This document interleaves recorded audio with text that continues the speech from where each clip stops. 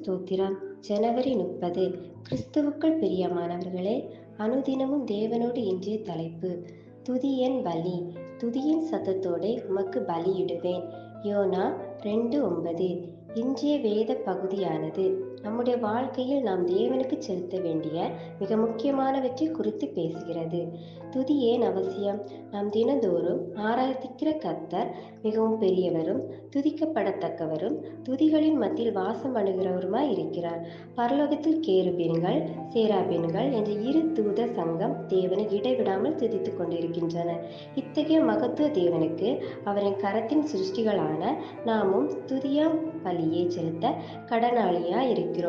தாவீது ராஜா தன் மகனான சாலமோனை அரியணை ஏற்றிய போது தேவனை துதித்து பாடுவதற்காக 4000 பேரை நியமித்தான்.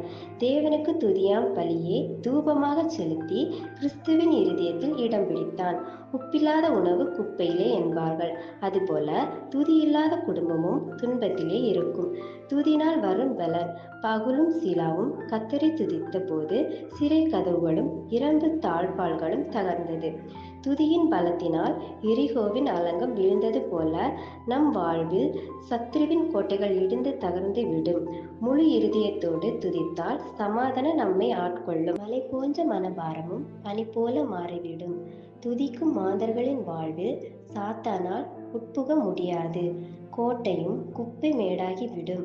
வீடுகளிலும் நான் தேவனை கைத்தாளத்தோடு துதித்து பாடும்போது தேவ பாதுகாவலும் தேவ ஒத்தாசையும் பிரசனமும் குடும்பங்களில் அளவில்லாமல் பெருகும். ஜெபிக்கின்ற மனிதன் தேவனிடமிருந்து நல்ல பதில் கொண்டு வருவான். போதிக்கின்ற மனிதன் தேவனிடமிருந்து நல்ல செய்தி கொண்டு வருவான். துதிக்கின்ற மனிதன் பரத்திலிருந்து தேவனையே கொண்டு வருவான். துதியின் ஆடை அணிந்து தூயரெல்லாம் மறந்து துதித்து மகிழ்ந்திருப்போம். ஆமேன்.